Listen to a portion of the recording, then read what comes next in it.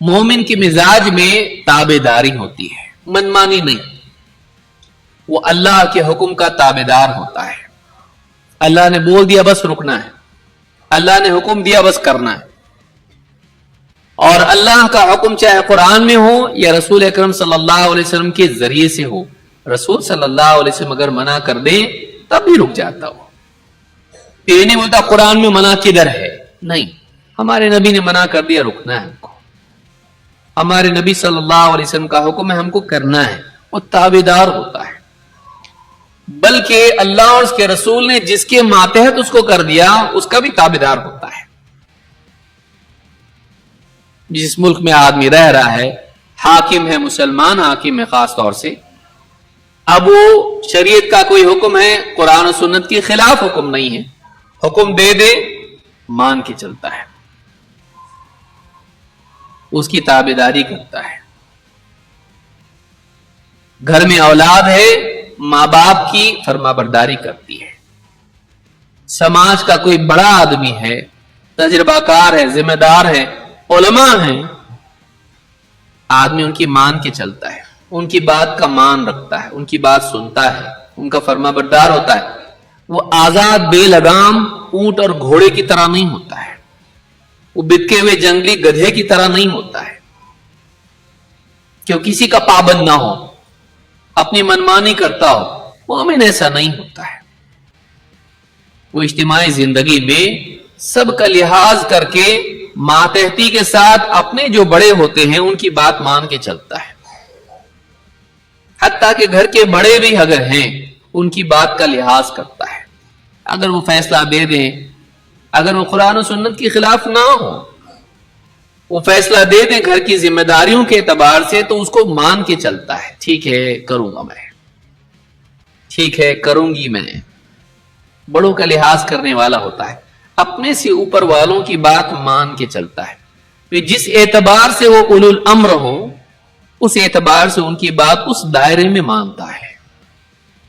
مومن کے مزاج میں ماتحتی ہوتی ہے، سبارڈینیشن، اس کی مزاج میں ماتحتی ہوتی ہے، وہ آزاد بے لگام نہیں ہوتا ہے۔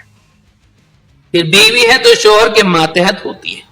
الرجال قوامون علی النساء، مرد عورتوں پر قوام ہے، تو پھر بیوی اس کے تابع ہوتی ہے، اس کا فیصلہ ہے چلو مان کے چلیں گے، الا یہ کہ وہ اللہ اور اس کے رسول کے فیصلے کے خلاف ہو، بے پردہ باہر نکلو بول رہا ہے تو نہیں مانے گی وہ۔ لیکن جب وہ حکم دے گا اس کو پورا کرتی ہے۔ تو اس اعتبار سے سماج کا ڈھانچہ بنتا ہے اور زندگی صحیح بنتی ہے۔ اب بتائیے، اگر آپ گاڑی چلا رہے ہیں اور چوک میں پہنچ گئے اور ٹریفک پولیس بولا آپ کو رکو، اور ان کو بولا جاؤ، بولے اس سے اچھی گاڑی تو میری ہے، اور میں اس کی کیوں، میری خریدی ہوئی گاڑی ہے بھائی، رستہ ہاں اللہ کی دنیا ہے، ان کی مان کے چلیں گے کیا؟ ہم اپنے حساب سے چلیں گے؟ بتائیے، وہ فائن لگے گا وہ تو بازو میں ہے، لیکن اس کی وجہ سے جو سماج میں اور اس راستے میں اور اس چوک میں جو گڑبڑ ہو جائے گی، کوئی بھی گھر کو جلدی نہیں پہنچے گا۔ جلدی پہنچنے کے چکر میں ہم لوگ لیٹ ہو جاتے ہیں جب ڈسپلن نہیں ہوتا ہے۔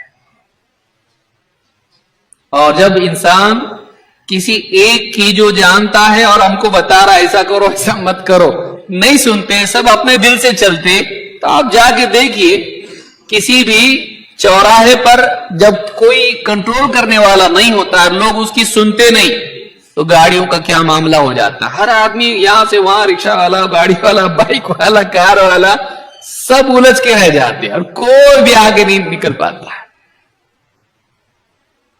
یہی حال زندگی میں ہوتا ہے جب لوگ منمانی کرتے ہیں، اپنے سے اوپر جو ہوتا ہے اس کی نہیں سنتے۔